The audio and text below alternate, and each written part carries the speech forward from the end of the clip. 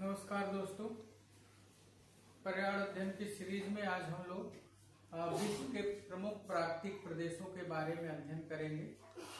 UPTT जैसी जो महत्वपूर्ण परीक्षा को देखते हुए हमने ये सोचा कि एक ही वीडियो में आप लोग के लिए जो हमारे विश्व के प्रमुख घास मैदान हैं और इसके साथ ही साथ जो प्रमुख मरुस्थल हैं और वहाँ की जो जनजातियां हैं, इनके बारे में एक ही वीडियो में हम इसको किसी तरह से एडजस्ट कर लें। ठीक है, तो हम लोग जो है शुरू करते हैं वीडियो को।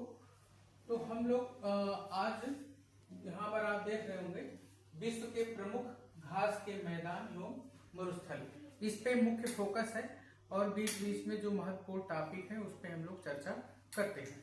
चलिए, तो यहाँ पर आप देख रहे होंगे पूरे विश्व का जो है हमने मैप बनाने के प्रयास किया, जिसको अक्षांशों के अनुसार जो है इसका विस्तार है। ठीक है, 0 डिग्री आप देख रहे होंगे, विषुवत रेखा जिसको हम कहते हैं 0 डिग्री। ठीक है, बहुत सारे लोगों का एक क्वेरी रहता है कि ये 0 डिग्री या 20 डिग्री क्या होता है। तो बहुत ही आसान होता है, इसको यूं ऐसे समझिए कि जैसे हम जब चांदा होता है जो कक्षा 5 में हम लोग प्रयोग किए हैं, तो चांदा पर इस तरह से अगर से कोण बनाए हैं, ठीक है, मान लेते हैं हमने 30 डिग्री का एक कोण बनाया चांदे की मदद से। 30 डिग्री, ये कोण कितना है? 30 डिग्री। तो 30 डिग्री जहां ये टच करता है वृत्त को, इसको हम ऐसे पड़ी पड़ी रेखा मिला दें। ठीक है, इस तरह से। तो इसी रेखा को हम कहते हैं अक्षांश। जो पड़ी हुई रेखाएं होती हैं अक्षांश कहलाती हैं। तो इसी अक्षांश को जितने डिग्री कोण पर बनी हुई वो अक्षांश उतना ही माना जाता है। जैसे इसको कितना मानेंगे? 30 डिग्री। हमने 60 डिग्री का कोण अगर से बनाया, 60 डिग्री का, तो जहां ये 60 डिग्री का कोण टच कर रहा है उस रेखा को अगर से हम मिला देंगे तो इसको बोलेंगे 60 डिग्री अक्षांश। ठीक है, तो अब हम आगे चलते हैं। यहाँ पर आपको दिख रही होगी विषुवत रेखा, जिसको 0 डिग्री अक्षांश या भूमध्य रेखा क्यों कहते हैं? क्योंकि भू माने होती है पृथ्वी और मध्य माने होता है बीचों बीच। तो जो पृथ्वी के बीचों बीच लाइन या काल्पनिक रेखा गुजरती है उसको हम लोग क्या कहते हैं? भूमध्य रेखा कहते हैं। ठीक है, चूंकि पृथ्वी का जो हमारी धरती का अपने अक्ष पे झुकाव है वो है 23.5 डिग्री। तो 23.5 डिग्री झुकाव होने के कारण 23.5 डिग्री ऊपर वाले को उत्तर, ठीक है, और नीचे वाले को दक्षिण। 23.5 डिग्री उत्तरी अक्षांश को हम लोग कहते हैं कर्क रेखा और 23.5 डिग्री दक्षिणी अक्षांश को हम लोग क्या कहते हैं? मकर रेखा। अब इतना अगर से आप समझ गए हो या जानते ही हैं, तो हम देखेंगे कि यहाँ पर किस तरह की जलवायु और वनस्पति पाई जाती है। ठीक है, तो जाहिर सी बात है कि हमारा जो सूर्य होता है, सूर्य यहाँ देखिए हमने बनाया है, सूर्य हमारा वर्ष के 12 महीने 0 डिग्री से लेकर के, ठीक है, कहाँ तक जाता है? कर्क रेखा तक, 23.5 या यहाँ तक हमारा सन जाता है। ठीक, और नीचे कहाँ तक जाता है? 23.5 डिग्री। तो यहाँ सूर्य की किरणें जो है 23.5 डिग्री उत्तरी से लेकर के 23.5 डिग्री दक्षिणी तक ही जो है सीधी पड़ती है, अर्थात इस एरिया में गर्मी पड़ती है। और गर्मी को हम लोग जो है एक भाषा में क्या कहते हैं? उष्ण कहते हैं। इसको आप समझ लीजिए, उष्ण। 23.5 से 23.5 उत्तरी से लेकर के 23.5 डिग्री दक्षिणी अक्षांश तक यहाँ हमारा सूर्य सीधा पड़ता है, सूर्य की किरणें सीधी पड़ती हैं। तो इसलिए ये जो जोन होता है इसको हम लोग कहते हैं उष्णकटिबंधीय जोन। ठीक है, उष्णकटिबंधीय जोन। और 23.5 के बाद जो है थोड़ा से और उधर ऊपर यानी उत्तर में, और 23.5 से नीचे यानी दक्षिण का जो एरिया होगा उसको हम लोग कहेंगे शीतोष्ण कटिबंधीय। शीतोष्ण कटिबंधीय, शीत धन उष्ण, गर्मी भी होगी और ठंडी भी होगी। शीत धन उष्ण, आप इसका संधि करिएगा तो हो जाएगा शीतोष्ण।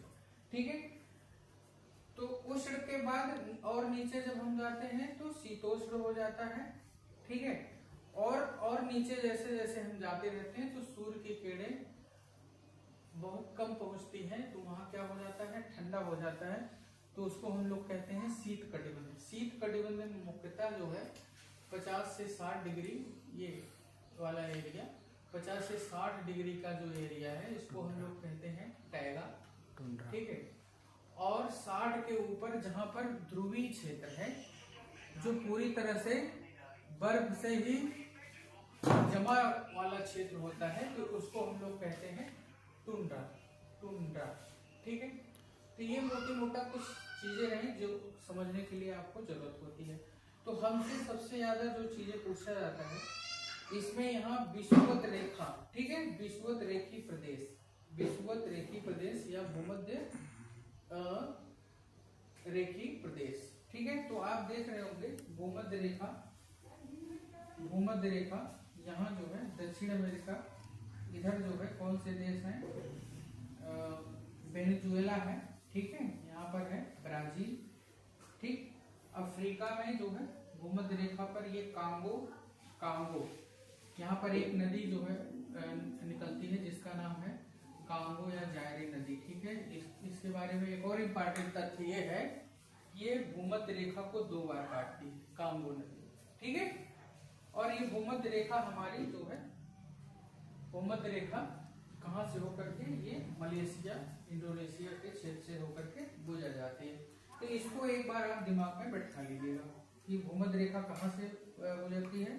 तो भूमध्य रेखा दक्षिण अमेरिका से और अफ्रीका के लगभग बीचों बीच होते हुए और मलेशिया इंडोनेशिया से होकर के गुजर जाती है, ठीक है। तो जाहिर सी बात है इस एरिया में जहां पर भूमध्य रेखा होगा, सूर्य जो है ज्यादातर समय जो है यहाँ पर सूर्य की किरणें सीधे पड़ती हैं, तो इसलिए यहाँ पर गर्मी ज्यादा होती है। और जब गर्मी ज्यादा होगी तो जाहिर सी बात है गर्मी पड़ने से यहाँ पर आर्द्रता ज्यादा होगी, और आर्द्रता ज्यादा होने की वजह से यहाँ पर फिर वर्षा की मात्रा क्या होगी, ज्यादा होगी। और जब वर्षा ज्यादा होगी तो जाहिर सी बात है जहां पर वर्षा होती है वहीं पर सदाबहार वन पाए जाते हैं, ठीक है। वन वहां पर सफेद ज्यादा होगी। तो ये जो क्षेत्र आपको दिख रहा है ये, ठीक है, ये मुख्यतः इधर ब्राजील का क्षेत्र है। यहाँ पर एक नदी बहती है जिसको हम लोग कहते हैं अमेजन। कौन सी नदी, अमेजन नदी, अमेजन नदी, अमेजन नदी, इसका नाम है अमेजन, अमेजन नदी, ठीक है। तो 0 डिग्री से 10 डिग्री ये मान सकते हैं, 0 डिग्री से 10 डिग्री ऊपर और 10 डिग्री नीचे, ये जो एरिया होगा यहाँ बरसात बहुत होगी, और बरसात बहुत अधिक होने की वजह से यहाँ पर घने जंगल पाए जाएंगे, ठीक है। तो पहला अमेजन की जो घाटी है यहाँ पर सघन वन पाए जाते हैं, ठीक है। अमेजन की जो घाटी है यहाँ सघन वन पाए जाते हैं। और यहाँ है कांगो नदी या जायरे नदी, यहाँ पर भी बहुत सघन वन पाए जाते हैं, जैसा कि आप लोग देख पा रहे हैं 10 डिग्री उत्तर में और नीचे भी 10 डिग्री। जैसी जलवायु ऊपर बनेगी ठीक उसी तरह की जलवायु जो है नीचे भी बनेगी उन अक्षांशों पर। तो अमेजन के जो जंगल है इसको धरती का फेफड़ा कहा जाता है। कई बार आपसे पूछ लिया गया है कि धरती का फेफड़ा किसको कहा जाता है, अमेजन। यहाँ पर बड़े बड़े वृक्ष होंगे, यहाँ पर बड़े बड़े वृक्ष पाए जाएंगे। और घास होगी कि नहीं होगी, नहीं होगी। क्यों? क्योंकि यहाँ इतना बरसात होती है कि जो यहाँ के मिट्टी में पाए जाने वाले मिनरल्स हैं वो नीचे घुस जाते हैं, नीचे चले जाने की वजह से यहाँ घासें उग ही नहीं पाती, ठीक है। तो इस तरह के जंगलों में बड़े बड़े जीव पाए जाते हैं, जैसे अनाकोंडा यहाँ का बड़ा फेमस है, ठीक है। और ऐसे जीव होंगे जो स्थल पे भी रह लें और पानी में भी रह लें। फिर इधर आप देख रहे होंगे जायरे, जायरे की जो घाटी है इसमें भी जो है सदाबहार वन पाए जा रहे हैं। सदाबहार ये अपनी पत्तियां नहीं गिराते, ठीक है। फिर मलेशिया का जो एरिया आपको दिख रहा है, मलेशिया इंडोनेशिया का एरिया, ये भी जो है भूमध्य रेखीय या विषुवत रेखीय जलवायु के क्षेत्र में आता है। यहाँ भी सदाबहार वन पाए जाते हैं। भारत का अंडमान इससे थोड़ा सा दूर है, इसलिए यहाँ भी सदाबहार वन पाए जाते हैं। ठीक है, जो अभी हाल में चर्चा में रहा है। तो अगर से आपने देख लिया हो कि यहाँ अमेजन के जो जंगल हैं, हाँ, इसमें एक प्रश्न पूछा जाता है, अमेजन में जो है चौड़ी पत्तियों वाले वन पाए जाते हैं। चौड़ी पत्तियों वाले वन, इनको जो है सेलवास कहा जाता है, सेलवास। ठीक है, अगर साहब से पूछता है कि सेलवास कहाँ पाया जाता है, तो आपका उत्तर होगा अमेजन के जंगल या दक्षिणी अमेरिका। ठीक है, अब देखते हैं कि यहाँ पर वर्षा इतनी है, जंगल भी बहुत है, सदाबहार वन है, तो यहाँ पर जो निवासी होते हैं उनका जीवन कैसा होता होगा। इनका जीवन जो है आसान होता नहीं है। ठीक है, बहुत कठिन होता है। तो लगे हाथ हम लोग देख लेते हैं कि यहाँ पर कौन सी जनजाति पाई जाती है। तो अमेज़न की घाटी में यहाँ आप देख रहे हैं, हमने बनाया हुआ है, एक जनजाति पाई जाती है जिसका नाम है बोरो जनजाति। अब आपको कठिनाई हो सकती है, मिलान करने को दे दिया जाएगा कि अमेज़न घाटी में बोरो, तो कैसे याद होगा। तो याद ऐसे होगा कि जैसे हमारे यहाँ जो फ्लिपकार्ट वाले या अमेज़न वाले आते हैं, तो जो भी सामान भर के लाते हैं बेचारे, तो किस में लाते हैं, बोरा भर के लाते हैं, बोरा। तो इसको ऐसे याद कर लेंगे, अमेज़न घाटी में जो है कौन से वहां की जनजाति निवास करती है, बोरो। फिर आते हैं यहाँ पर सदाबहार वन है, ये घाटी जो है कांगो घाटी या जायरे घाटी। ठीक है, यहाँ सदाबहार वन आप देख रहे हैं, इसमें पिग्मी जनजाति निवास करती है। तो इसको हम कैसे सेट कर लेंगे कि पिग्मी को तोड़ देंगे तो यहाँ पर आएगा पिग माने जो है सुअर होता है। तो जैसे कोई पिग को देखेगा तो उसको लोग दौड़ा देते हैं, जाओ भागो, जा अरे। ठीक है, तो जा अरे से आप याद रखिएगा पिग्मी। और यहाँ पर है सेमांग कहाँ पर है, मलेशिया की जनजाति है, मलाया। ठीक है, मलाया। तो आप देखते हैं सरकारी कामों में लोग जो है सेमांग कैसे हम याद करेंगे, सेमा ईटा होता है। तो 20 में अच्छे ईटा के बीच में जो है निर्माण कार्यों में, सरकारी कार्यों में लोग सेमा मिला देते हैं, तो इसी से याद रखिएगा सेमांग मलाया। ठीक है, तो ये हो गया आपका विषुवत रेखीय प्रदेश। विषुवत रेखा के बाद जो है, इसके बाद, ठीक है, तो ये सब गर्म रीजन में पाए जाएंगे। फिर जो है हम देखेंगे, हाँ ठीक है, इसके बाद आप देखिएगा कि जहां बरसात होगी वहां पर तो वन पाए जाते हैं, लेकिन जहां बरसात की मात्रा थोड़ी घट जाती है तो वहां बड़े बड़े वृक्ष फिर जो है वहां नहीं उगते हैं, बल्कि उनके स्थान पे क्या उगती है, छोटी छोटी वनस्पतियां, जिनको हम लोग क्या कहते हैं, घास कहते हैं, घास।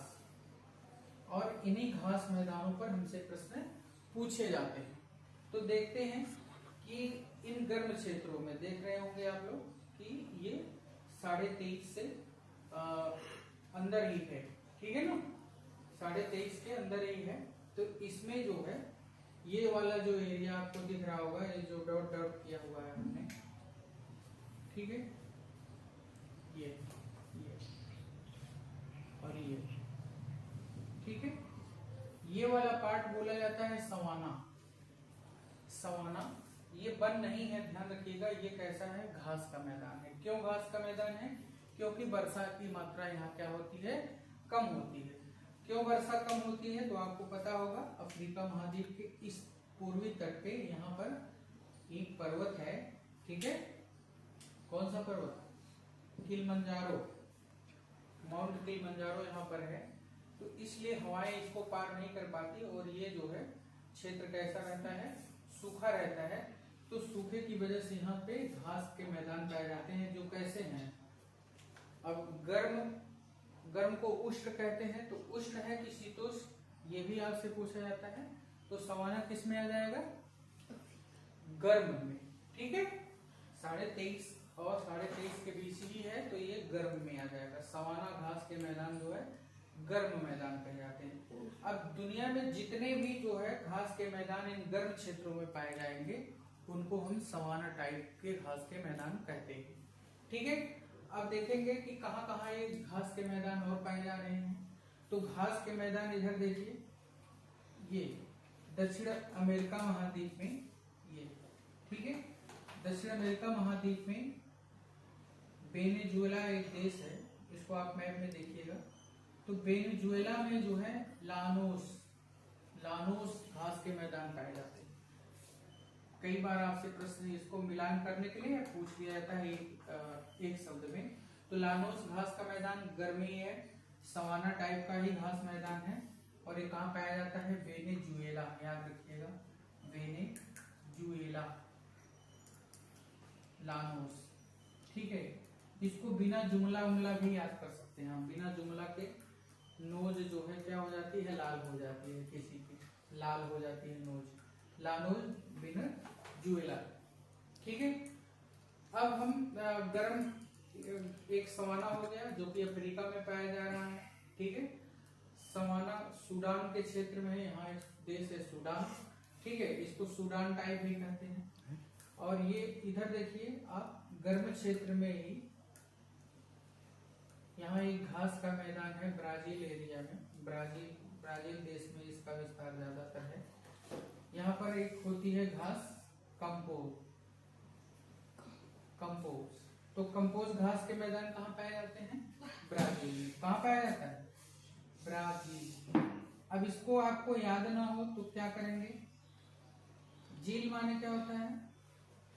जील माने होता है उत्साह। ठीक है, कभी कभी लोग अति उत्साह में आकर के बहुत पोज देने लगते हैं। ठीक है, तो जील में आकर के पोज ज्यादा नहीं देना चाहिए। ब्राजील कंपोज, इस तरह से। ठीक है, ध्यान रखिएगा, जो सेल्वास था ब्राजील का वो घास का मैदान नहीं था, बल्कि क्या था? चौड़ी पत्तियों वाला वन था।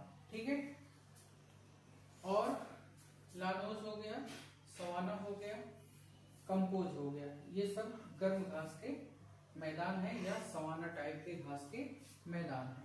ठीक है, इसके अलावा अब हम लोग देखते हैं कि ऐसे घास के मैदान जो कि ठंडे प्रदेशों में उगते हैं, तो उनको ठंडे की वजह से शीतोष्ण घास के मैदान कहे जाते हैं।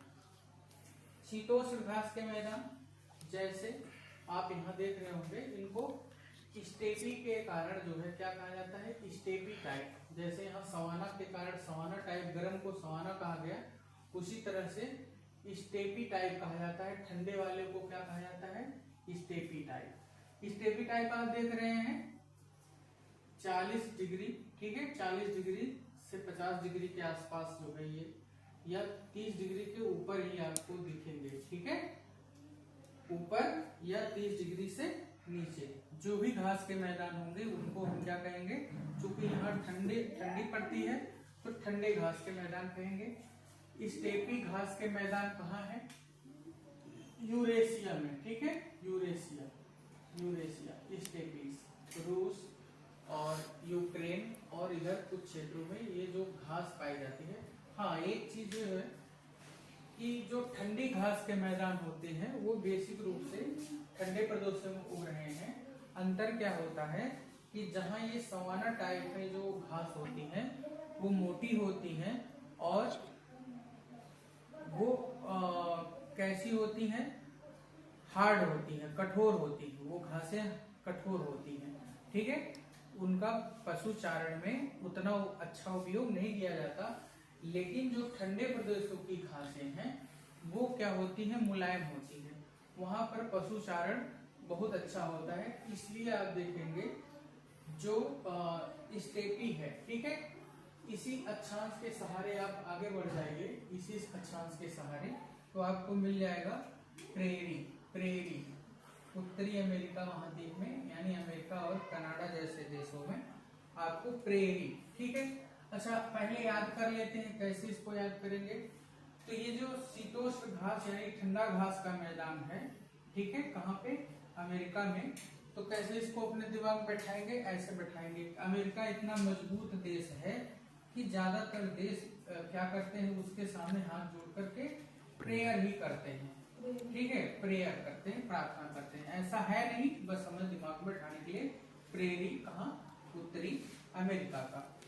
और दुनिया में अगर से आप ये जानते हैं कि अंतरिक्ष क्षेत्र में जो शोध का कार्य किया गया, वहां पर यान भेजने का, वहां का उपग्रह भेजने का, तो सबसे पहला स्टेप किसने लिया था? सोवियत संघ, रूस ने लिया था। ठीक है, तो पहला स्टेप माने कदम होता है, तो इसी स्टेप से हम याद कर लेंगे। स्टेपिस कहाँ है? रूस में या उसके आसपास यूरेशिया में। ठीक है, तो ये प्रेरिस और स्टेपी ये कैसे हो गए? ठंडे हो गए। कितने अक्षांशों पे हैं? लगभग 40 डिग्री अक्षांश के ऊपर। ठीक है, ऊपर। तो ये दो घास के मैदान ठंडे ठंडे हो गए। इसके अलावा आप देखिएगा ठंडे घास का मैदान इधर चीन में भी है। ठीक है, यहाँ पर भी जो है इसको हम कहते हैं रिया घास का मैदान, रिया। ठीक है, RHEA, रिया। रिया घास का मैदान कहाँ पाया जा रहा है? चाइना में। ठीक है, जापान में भी इसी तरह से शीतोष्ण घास के मैदान पाए जाएंगे। तो अब आप देख रहे होंगे कि जहां जहां ये घास के मैदान पाए जा रहे होंगे, वहां पर डेयरी उद्योग बहुत विकसित होगा। क्यों? क्योंकि पशुओं की चराई होगी। डेयरी उद्योग, डेयरी। ठीक है, जापान में डेयरी उद्योग। ठीक है, इधर रूस और यूक्रेन में डेयरी उद्योग, और इधर आप देखिएगा तो अमेरिका और कनाडा का डेयरी उद्योग, अमेरिका और कनाडा का डेयरी उद्योग इन्हीं का स्टेपी टाइप के घास के मैदानों पर निर्भर है, जिनके अलग अलग स्थानों पर क्या नाम है? अलग अलग नाम है। ठीक है, यही स्टेपी का ही भाग है। ये है हंगरी, एक देश यूरोप कंट्री का। ये है हंगरी। ठीक है, हंगरी में जो है जो शीतोष्ण घास मैदान है उसका नाम है पुस्टाच। तो इसको हम कैसे याद करेंगे?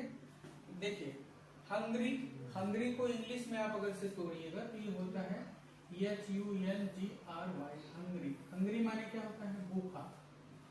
तो जिसको भूख अच्छी लगेगी तो उसका शरीर कैसा होगा? दुबला होगा कि पतला? तो दुबला पतला होगा कि पुष्ट होगा? तो जाहिर सी बात है पुष्ट होगा। पुष्ट, ये पुष्टता आती है ना, यानी शरीर हष्ट पुष्ट होगा। तो उसी समय याद करेंगे हंगरी में कौन से घास का मैदान होगा? पुस्टाच घास का मैदान। अब ये तो हो गया भूमध्य रेखा के ऊपर। ठीक है, ठीक यही तरह की कंडीशंस, क्लाइमेट कहाँ होंगी? भूमध्य रेखा के नीचे। तो भूमध्य रेखा के नीचे यानी दक्षिणी गोलार्ध में भी सेम वही कंडीशन होगी उन अक्षांशों पर। तो यहाँ पर देखिए आपको दिख रहा होगा नीचे। ठीक है, ये डिग्री लगभग कितनी है? 30 से 40 डिग्री के बीच में। ठीक है, अर्जेंटीना में एक घास का मैदान है। जिस तरह से जितने अक्षांश पे लगभग जो है प्रेरी है, स्टेपीज है, उतने ही अक्षांश पर यहाँ पर है पंपास। ध्यान रखिएगा, जिसका नाम शीतोष्ण घास मैदान है, यानी ठंडा घास मैदान है। और जब ठंडा है तो कैसी घास होगी? नरम घास होगी, मुलायम घास होगी। और मुलायम घास होने की वजह से आप जानते हैं अर्जेंटीना देश में, अर्जेंटीना में जो है डेयरी उद्योग क्या है? बहुत विकसित है। ठीक है, डेयरी उद्योग अर्जेंटीना में बहुत विकसित है। ये कौन सा घास मैदान है? स्टेपी टाइप है। स्टेपी टाइप यानी ठंडा, लेकिन यहाँ का लोकल नाम यहाँ पर क्या है? पंपास। अब इसको अर्जेंटीना में कभी कभी भूल जाता है, मिलान करने को दे दिया, तो आप याद रखिएगा अर्जेंटीना यानी अर्जेंट माने इमरजेंसी में। आपको मान लीजिए आप गाड़ी से जा रहे हैं और गाड़ी पंचर हो जाती है, तो अब आपको क्या जरूरत पड़ेगी? पंप, हवा भरने के लिए पंप। तो बस इसी से याद कर लीजिएगा, अर्जेंट में पंप की जरूरत पड़ती है, तो अर्जेंटीना में क्या हो गया? पंपास। इसके अलावा अब इसी अक्षांश पे आप बढ़ते जाइए तो देखिएगा अफ्रीका का सबसे दक्षिणी भाग में आप देखिएगा वेल्ड। ठीक है, ये जो घास के मैदान है वहां पर उसको क्या कहा जाता है, वेल्ड कहा जाता है। वेल्ड घास के मैदान, यहाँ भी मुलायम घास के मैदान होंगे और यहाँ भी डेयरी उद्योग जो है क्या होगा, विकसित होगा। ठीक है, वेल्ड कहाँ पर है, अफ्रीका में, अफ्रीका, दक्षिण अफ्रीका। ध्यान रखिएगा कैसा होगा, ठंडा होगा कि गर्म, तो ठंडा होगा। ठीक है, इसके अलावा आप देखिएगा इन्हीं अक्षांशों के आसपास ऑस्ट्रेलिया में जो है, जो घास के मैदान पाए जाते हैं उनको कहा जाता है डाउन्स। क्या कहा जाता है, डाउन्स। तो डाउन्स कैसे आप याद रखेंगे, आप देखेंगे सारे महाद्वीपों में ऑस्ट्रेलिया जिसपे जो है जनसंख्या निवास करती है वो बहुत नीचे है। नीचे को हम लोग क्या कहते हैं, डाउन कहते हैं। तो ऑस्ट्रेलिया जब नीचे है तो ऑस्ट्रेलिया को हम आसानी से ऐसे डाउन्स से याद कर लेंगे। डाउन्स माने नीचे। यहाँ के घास के मैदान को क्या कहा जाता है, डाउन्स कहा जाता है। यहाँ पर भी डेयरी उद्योग क्या है, बहुत विकसित है, डेयरी उद्योग। ठीक है, इसके अलावा यहाँ देख रहे होंगे न्यूजीलैंड एक देश है, न्यूजीलैंड। भारत वाले न्यूजीलैंड को कहाँ भूल सकते हैं, अक्सर ये क्रिकेट में हमको निराश कर देते थे, न्यूजीलैंड। ठीक है, तो न्यूजीलैंड में जो है जो शीतोष्ण घास के मैदान है वो, उनका नाम क्या है, कैंटबरी। इसको याद रखिएगा, कैंटबरी। तो कैंटबरी घास का मैदान है और यहाँ भी डेयरी उद्योग क्या है, बहुत विकसित अवस्था में। तो इस तरह से लगभग आपने घास के मैदानों को देख लिया। ठीक है, एक बार फिर से हम रिपीट कर दें। प्रेरी कहाँ है, उत्तरी अमेरिका में। ठीक है, क्यों, क्योंकि अमेरिका से लोग प्रेयर करते हैं। ठीक है, स्टेपी कहाँ है, यूरेशिया में। क्यों, क्योंकि जो है अनुसंधान कार्य में पहला स्टेप किसने लिया, रसिया ने लिया। हंगरी में कौन सा है, पुष्टाग है। क्यों, क्योंकि जिसको भूख लगती है उसका शरीर क्या हो जाता है, खुश्क हो जाता है। रिया कहाँ का है, चीन का। ठीक है, हाँ, बीच में जो है भारत में भी जो ठंडे क्षेत्र में पाए जाने वाले आप देखे होंगे, कश्मीर में जो है वहाँ जो स्टेपी टाइप का घास मैदान है उसको मर्ग कहा जाता है। सोनमर्ग, गुलमर्ग, इस तरह से जो घास के मैदानों के नाम पे यहाँ पर भेड़ और बकरी का चराई करते हैं। ठीक है, वहाँ की कुछ जनजातियां होती हैं। फिर उत्तराखंड में इसी ठंडे मैदानों को क्या कहा जाता है, बुग्याल कहा जाता है। उत्तराखंड के ठंडे मैदानों को क्या कहा जाता है, बुग्याल कहा जाता है। इसको भी आप ध्यान में रखिएगा। और अर्जेंट में जो है आपको पंप की जरूरत होगी, इसलिए अर्जेंटीना का पंपास। ठीक है, दक्षिण अफ्रीका का कौन सा है, बेल्ट है। ठीक है, और ऑस्ट्रेलिया कहाँ है, नीचे है, इसलिए इसको हम याद रखेंगे डाउन। कैंटबरी का मैदान कौन सा है, न्यूजीलैंड में। तो इस तरह से हमने घास के मैदानों को पढ़ लिया। अब इसके साथ ही साथ हम लोग जो है देखेंगे कि विश्व के प्रमुख मरुस्थली प्रदेश। ठीक है, विश्व के प्रमुख मरुस्थली प्रदेश। मरुस्थल क्या होते हैं, जहां पर वर्षा की मात्रा बहुत कम होती है और वाष्पीकरण जो है वो क्या होता है, ज्यादा होता है, यानी पानी जो है भाप बन करके उड़ जाता है। तो ऐसे क्षेत्र में जो वनस्पतियां पाई जाती हैं वो क्या होती हैं, वो बहुत कम पाई जाती हैं, और जो पाई जाती है उनकी पत्तियां क्या होती हैं, बहुत छोटी छोटी और तने मांसल होते हैं। इसको आप आगे पढ़ लीजिएगा। लेकिन यहाँ हम देखेंगे विश्व के प्रमुख मरुस्थलों को, जो कि हमारी आगामी परीक्षा के लिए बहुत ही महत्वपूर्ण है। तो यहाँ पर आप देखिएगा मरुस्थल भी दो प्रकार के होंगे, जो गर्म क्षेत्रों में पाए जाएंगे। ठीक है, जो गर्म क्षेत्रों में पाए जाएंगे उनको गर्म मरुस्थल कहेंगे। जैसे अब कुछ हम मरुस्थलों का यहाँ पर देख लेते हैं। यहाँ पर आपको दिख रहा होगा सहारा मरुस्थल। ठीक है, सहारा मरुस्थल ये कहाँ है, अफ्रीका में। ठीक है, अफ्रीका महाद्वीप में दुनिया का सबसे बड़ा मरुस्थल है। दुनिया का सबसे बड़ा मरुस्थल सहारा है। एक लाइन का प्रश्न है, दुनिया का सबसे बड़ा मरुस्थल कौन सा, सहारा मरुस्थल। ठीक है, आप इसको मैप में जब देखिएगा तो इसमें अलग अलग करके ऐसे सहारा ऐसे लिखा होगा। ठीक है, सहारा मरुस्थल है। अरब का मरुस्थल जिसमें सऊदी अरब वगैरह ये है, यहाँ भी बहुत बड़ा मरुस्थल है। ठीक है, और भारत में जो है थार का मरुस्थल, ठीक है, भारत में थार मरुस्थल है। तो ये सारे जो है गर्म मरुस्थल हैं, ठीक। ये कौन कौन सा? सहारा मरुस्थल, अरब मरुस्थल और थार मरुस्थल, ठीक है।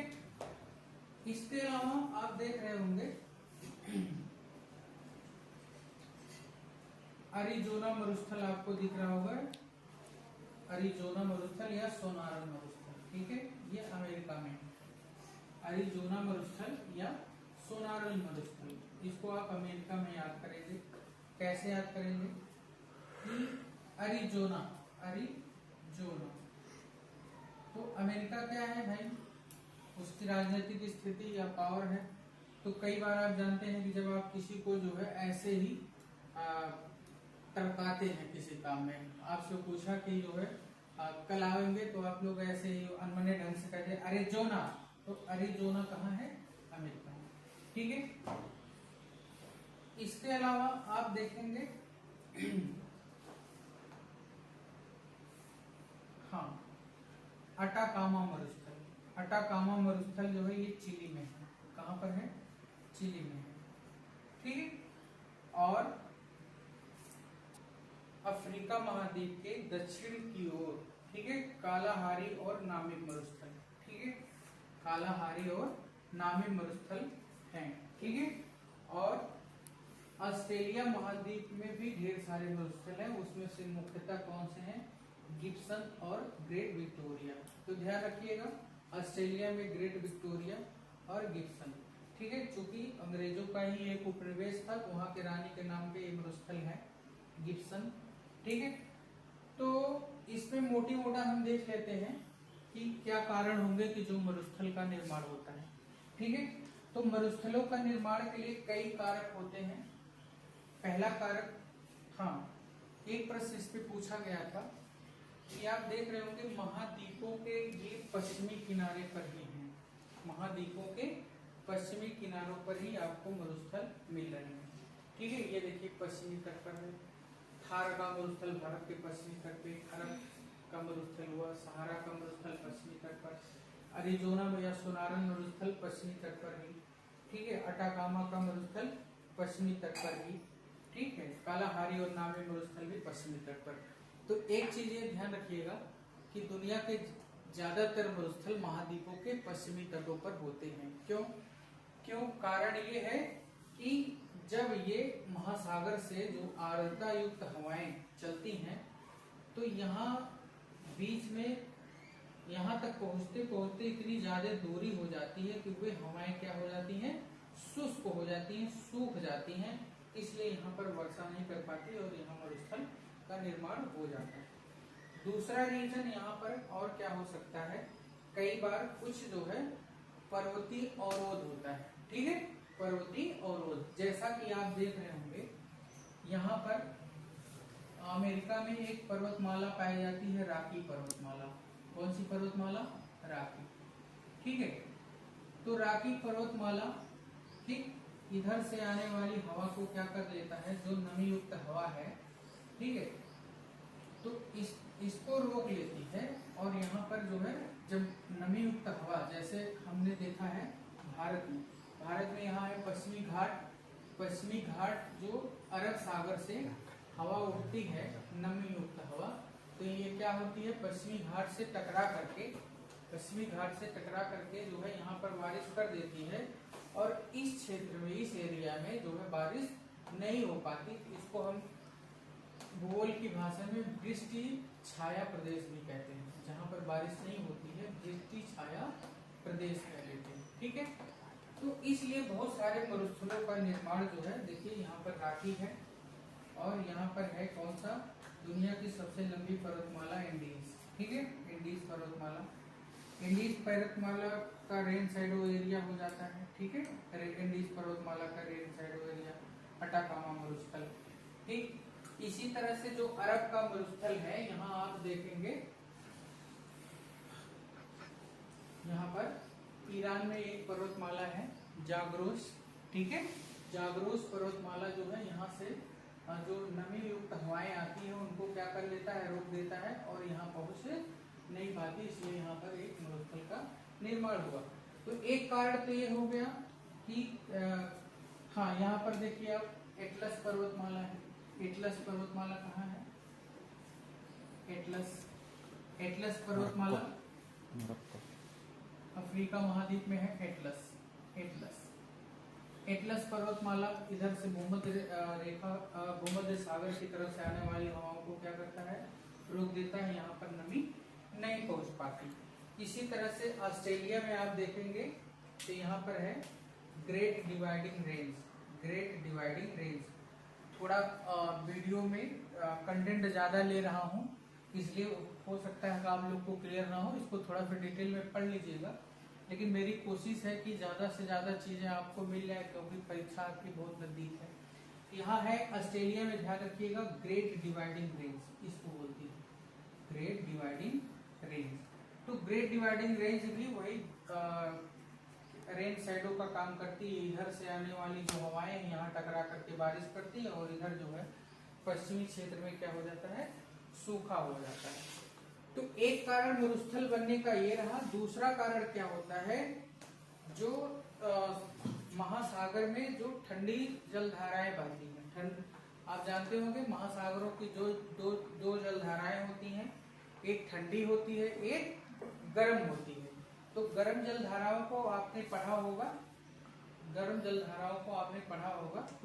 कुछ जलधाराओं का नाम हम आपको इसी में जो है ले लेते हैं, हो सकता है कि आपके परीक्षा में पूछ ले। तो आप देखिए, जो विषुवत रेखा का क्षेत्र है 0 डिग्री क्षेत्र, ठीक है, इस पे अगर से हम सन को सूरज को मान ले कि यहाँ पर साल भर चमकता रहता है, सीधे पड़ती है किरणें, ठीक है, इस एरिया में सीधे पड़ती है। तो इसलिए यहाँ का जो पानी होता है वो गर्म हो जाता है, और जब गर्म हो जाता है तो गर्म पानी जो है वाष्पीकरण से यहाँ की लवणता भी क्या हो जाती है? बदल जाती है। तो इस वजह से यहाँ पर एक महासागरीय जलधारा चलती है, जिसको हम क्या कहते हैं? विषुवत रेखीय जलधारा। ये कैसी होगी? गर्म होगी, क्योंकि ये 0 डिग्री के आसपास जो जलधारा आपको दिखे वो आपको गर्म जलधारा दिखेगी, ठीक है। तो यही जलधारा जब आगे बढ़ती है इस तट के सहारे ऐसे, ठीक है, तो ये कैसी होगी? देखिए इधर भूमध्य रेखा से दूर ओर जा रही है, दूर की ओर जा रही है। इसका मतलब पानी खोल करके गर्म हुआ है, तो ये जलधारा क्या होगी? गर्म बोली जाएगी। गर्म जलधारा, जो कि आप जानते हैं जापान के तट पे एक महत्वपूर्ण है क्यूराइल, ठीक है, क्यूराइल या क्यूरोसियो कहते हैं, क्यूरोसियो। ये कैसी है? गर्म जलधारा है, ठीक। और उत्तरी ध्रुव महासागर, या यूं कह लीजिए कि इधर से, ठीक है, उत्तरी ध्रुव की ओर से या आर्कटिक महासागर से आने वाली जो ठंडी जलधारा होगी वो कैसी होगी? ठंडी होगी, ठीक है, उधर से ठंडा पानी लेकर आएगी। तो इसलिए ये जलधारा कौन सी होगी? इसका नाम जो है वहाँ की लोकल क्या है? आयोसीय जलधारा। तो क्यूराइल या क्यूरोसियो जलधारा गर्म जलधारा, आयोसीय जलधारा ठंडी जलधारा। इसी तरह से ये दक्षिणी गोलार्ध में यही विषुवत रेखीय जलधारा आगे बढ़ेगी। तो ध्यान रखिएगा, ऑस्ट्रेलिया के पूर्वी तट पर है, ऑस्ट्रेलिया के पूर्वी तट पर यही जलधारा जो है गर्म होकर के पानी लेकर आएगी। तो इसको कहेंगे पूर्वी ऑस्ट्रेलियाई जलधारा, जो कि गर्म है, ठीक है। लेकिन जब यहाँ अंटार्कटिका क्षेत्र में ये बढ़ जाती है, तो जहाँ बर्फ की मात्रा ज्यादा होगी तो ये क्या हो जाएगी? ठंडी हो जाएगी। और यहाँ आप देखिएगा, ठंडी को हमने हरी तीर से दिखाया है। ये कौन सी है? पश्चिम ऑस्ट्रेलियाई जलधारा। ये कैसी है? पश्चिम ऑस्ट्रेलियाई जलधारा कैसी है? क्योंकि ये अंटार्कटिका से जो है आ रही है, ठंडी होकर के आ रही है, तो ये क्या हो जाएगी? ठंडी जलधारा। तो ठंडी जलधारा होने की वजह से यहाँ पर जो है वाष्पीकरण नहीं हो पाता है, और इसलिए वर्षा की संभावनाएं नहीं बन पाती, इसलिए यहाँ मरुस्थल होता है। तो दूसरा कारक ये भी है कि यहाँ की जो ठंडी जलधारा है, पूर्वी जलधारा गर्म है और पश्चिमी जलधारा ठंडी है। इसी तरह से आप देखिएगा, यहाँ पर भूमध्य रेखा के बाद जो है ये जलधारा आती है, ठीक है, ये मेडागास्कर से होते हुए ये गर्म होगी। लेकिन जब यही अंटार्कटिका क्षेत्र से आकर के यानी उच्च अक्षांशों में नीचे आ जाती है, तो फिर ये क्या हो जाती है, यहाँ तक आते आते पानी क्या हो जाता है, ठंडा हो जाता है।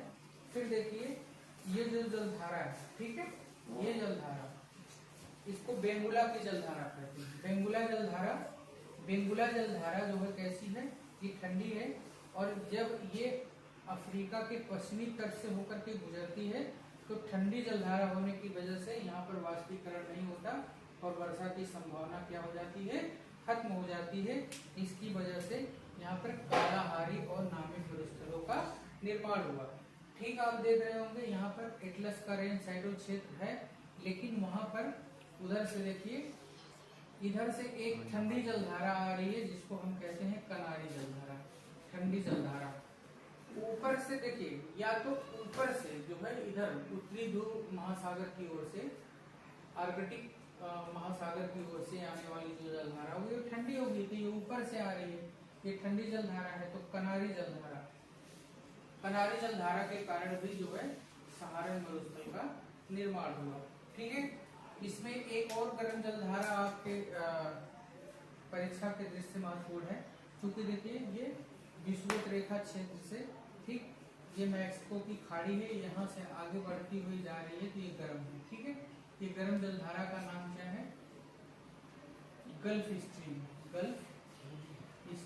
ये कैसी जलधारा है, ठंडी जलधारा है। बाद में पश्चिमा पवनों के कारण ये मुड़ जाती है और यूरोप की तटों की ओर चली जाती है, इसलिए जो है इसको यूरोप का गर्म कंबल भी कहा जाता है। तो ठीक है, ठंडी जलधाराओं पे हम फोकस करें अभी, क्योंकि ये मरुस्थलों का निर्माण कर रही है। फिर इधर देखिए अंटार्कटिका की तरफ से एक और जलधारा आ रही, हम्बोल्ट की जलधारा। ऐसे हम्बोल्ट की जलधारा दक्षिण अमेरिका महाद्वीप के पेरू के तट के सहारे ऐसे बहती है। ठीक है, जिसको हम्बोल्ट या पेरू की जलधारा कहते हैं। इसकी वजह से यहाँ पर अटाकामा मरुस्थल का निर्माण हुआ। ठीक है, तो इन प्रदेशों में जो है मरुस्थलों में भी आपको बताना होगा कौन सी जनजातियां निवास करती हैं। तो एक जनजाति यहाँ पर आप देख रहे होंगे, कालाहारी और नामी मरुस्थलों में बुशमैन जनजाति रहती है। कौन सी जनजाति, बुशमैन। ठीक है, बुशमैन। तो और यहाँ सवाना प्रदेश में केन्या आदि देशों में एक जनजाति रहती है जिसका नाम क्या है, मसाई जनजाति। इसको भी आप याद रखिएगा, एक प्रश्न संभवतः बना ही देता है। जनजाति की बात करें तो भूमध्य रेखीय या विषुवत रेखीय जलवायु का प्रदेश है हमारा अंडमान निकोबार। ठीक है, अंडमान निकोबार यहाँ है आपका। ठीक, अंडमान निकोबार। तो यहाँ पर तीन चार जो जनजातियां, उनमें से जो जारवा है, ओंगे और सम्पेन, इस पे एक नजर आप बनाए रखिएगा। जारवा, ओंगे और सम्पेन कहाँ की जनजाति है, अंडमान निकोबार की। इस समय काफी विवाद में है, यहाँ के जंगलों की कटाई की बात की जा रही है, इसलिए इन जनजातियों पर इसका असर पड़ेगा। तो परीक्षा के दृष्टि से आपके महत्वपूर्ण हो जाती है जारवा, ओंगे और सम्पेन, ये कहाँ की है, अंडमान निकोबार की जनजातियां। ठीक है, अब लगभग हमारा मरुस्थली जो क्षेत्र था, ठीक है, मरुस्थली क्षेत्र, हाँ एक बच गया, गोबी। तो गोबी बताइए ठंडा होगा कि गर्म, तो जाहिर सी बात है कि ऊपर ज्यादा है, यहाँ सूर्य की किरणें सीधे नहीं पड़ती, ये ठंडा मरुस्थल है चाइना और मंगोलिया में। ठीक है, गोबी का जो मरुस्थल है। तो ये मरुस्थल और घास प्रदेश और सवाना प्रदेश को हमने लगभग पढ़ा। ठीक है, जो आपके एग्जाम के दृष्टि से महत्वपूर्ण थे। ठीक, अब जो है बच जाता है आपका अत्यधिक उच्च अक्षांश। ठीक है, यानी 50 से 60 के बीच का, एकदम जहाँ सूर्य की किरणें नहीं पहुंच पाती, वहाँ बहुत ठंडी होती है।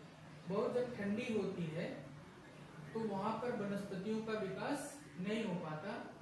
ये वाली बेल्ट क्या कही जाती है, टैगा कही जाती है, टैगा। तो जाहिर सी बात है यहाँ पर बर्फबारी ज्यादा होती है, तो यहाँ की जो वनस्पतियां हैं वो कैसी होंगी, वो शंकुआकार होती हैं ऐसी। ठीक है, ताकि बर्फ गिरे और ये बर्फ जो है फिसल जाए और उनकी पत्तियां जो है क्या होती हैं, नुकीली होती है, ताकि वो बर्फ को काट सके। तो टैगा के जो वन होंगे को उच्च अक्षांशों यानी 60 डिग्री 50 डिग्री इस तरह से, ठीक है, 50 से 60 डिग्री के बीच में पाए जाएंगे। कि टैगा जो वन होगा इसमें मुलायम प्रकार की लकड़ियां होती हैं, मुलायम प्रकार की लकड़ियां होती है जो बहुत ही कीमती होती है, ठीक है। तो इन मुलायम लकड़ियों के सहारे जो है कागज उद्योग का जो है विकास हुआ। तो आप समझ जाइएगा कनाडा का एरिया, कनाडा का एरिया, ठीक है, कनाडा का एरिया जो टैगा क्षेत्र में आता है, यहाँ पर कागज उद्योग का विकास हुआ है। तो टैगा यहाँ के निवासियों की जिंदगी बहुत कठिन होती है, ठीक है। और उसके ऊपर पहुंचते हैं तो हम पाएंगे कि एकदम उत्तरी ध्रुव की ओर हम पहुंच चुके हैं, ठीक है। उत्तरी ध्रुव जिसको हम लोग कहते हैं, जो जमा होता है लगभग साल के ज्यादातर महीनों में क्या होता है, बर्फ से जमा होता है। और यहाँ पर जो कुछ जनजातियां हैं उसमें से एक प्रमुख जनजाति है एस्किमो, एस्किमो, एस्किमो जनजाति, ठीक है। ये जनजाति, इसकी एक विशेषता है कि ये बर्फ के बने घरों में रहती है, बर्फ के बने घरों में, जिसको हम लोग इग्लू कहते हैं। बर्फ के बने घरों को क्या कहा जाता है, इग्लू। और कौन रहता है इसमें, एस्किमो, जो ठंडे प्रदेशों में बिल्कुल रहते हैं। यहाँ पर ध्रुवी भालू, ठीक है, और एक लोमड़ी होती है, ये आदि जीव यहाँ पर पाए जाते हैं, ठीक है। और टैगा प्रदेशों के ही जो है जीव, क्योंकि यहाँ पर ज्यादातर समय जो है भोजन नहीं मिलता है, तो ये क्या कर जाते हैं, प्रवास कर जाते हैं, प्रवास करते हैं। साइबेरिया आपने सुना होगा, साइबेरिया के पक्षी उड़ करके कहाँ चले जाते हैं, भारत में। ये टैगा और टुंड्रा, ठीक है। यहाँ इस तरह से ज्यादातर चीजें जो आपके परीक्षा के दृष्टि से महत्वपूर्ण थी उसको हमने चर्चा कर लिया। एस्किमो के बारे में, एस्किमो जो है टुंड्रा प्रदेशों के निवासी हैं, ठीक है।